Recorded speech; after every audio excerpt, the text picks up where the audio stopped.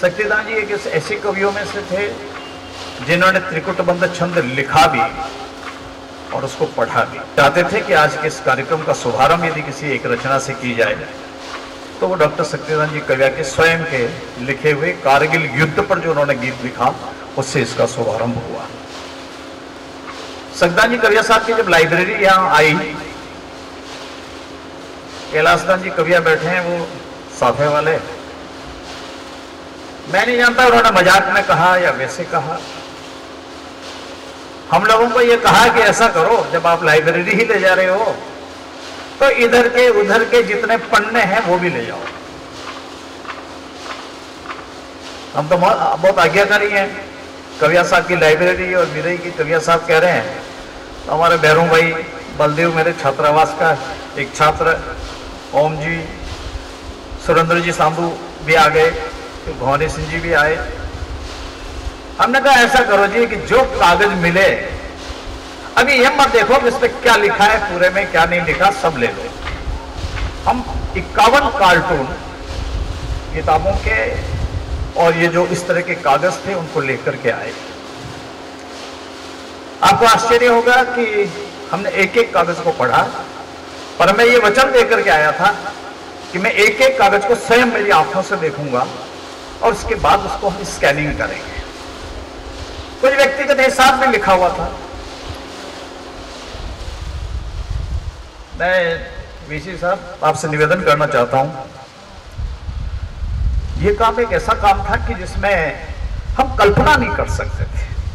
60 वर्ष तक उन्होंने भिन्न भिन्न पांडुलिपियों से, कोई मोती से मिला और उसको गीत याद आया तो उससे गीत लिख लिया, कोई कवि मिले उन्होंने नया छंद बताया, उन्होंने उनका नाम उल्लेख करते हुए उस पर गीत लिख लिया, कोई प्राचीन गीत था खुद का लिखा हुआ था वो भी किया और कवियों को भी किया। पर यूं मान के चले कि उनके मन में एक प्यास लगी रहती थी, कोई डिंगल का गीत आवे मैं उसको लिखूं और फिर मैं उसको स्वर देकर के गाने का प्रस्तुत करने का काम करूं। ऐसा ही हमने यह काम शुरू किया। मेरे बस की बात तो थी नहीं, पर पता नहीं भगवान ने क्या किया क्या नहीं किया। लगभग मेरे को 1800 घंटे हो गए। मैं अप्रैल से लेकर अब तक 2-4 दिन बीच में बाहर गया, वो निकाल दीजिए, बाकी सारा समय यहाँ संस्थान में बैठ करके माननीय भंवर सिंह साहब के आदेशानुसार इन गीतों को हमने स्कैन करने का काम किया। स्कैन किसने किए? मेरे छात्रावास के छात्रों ने। लाइब्रेरी की लिस्ट किसने बनाई? एक करनी छात्रावास के छात्रों ने।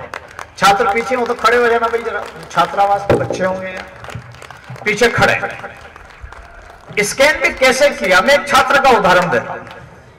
एक छात्र है सुमेर भाई, आगे आप थोड़ा आगे। एक दिन में इस छात्र ने 1000 पेज स्कैन किए, 1000 पेज।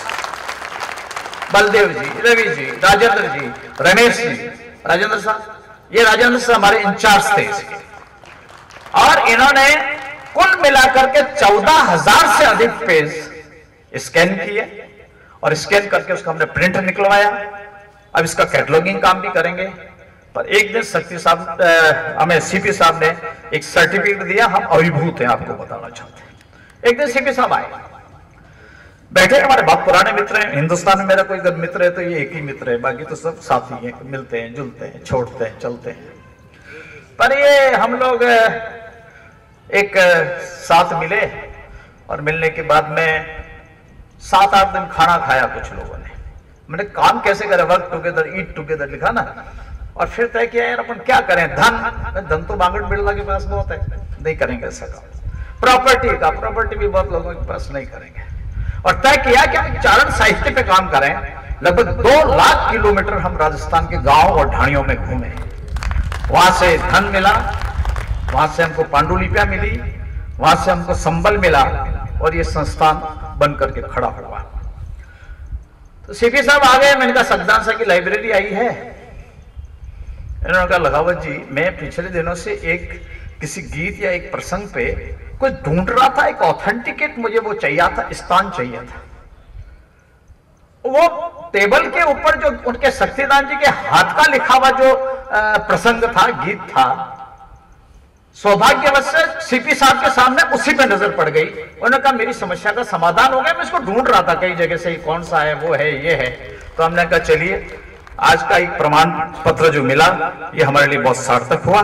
मैं माननीय वीसी साहब, मंचासीन अतिथियों, माननीय अध्यक्ष जी, सीपी साहब, गजादान जी, डॉक्टर शर्मा जी, राजेंद्र सिंह साहब से निवेदन करूंगा कि वो 14,800 पेज जो हमने स्कैन किए या पीएचडी के लिए काम आएंगे, रिसर्च स्कॉलर्स के लिए काम आएंगे, इतिहास के लेखन के लिए काम आएंगे, उसका विमोचन करें। वो हमने यहाँ लगाए हैं, उनको ला करके उसका विमोचन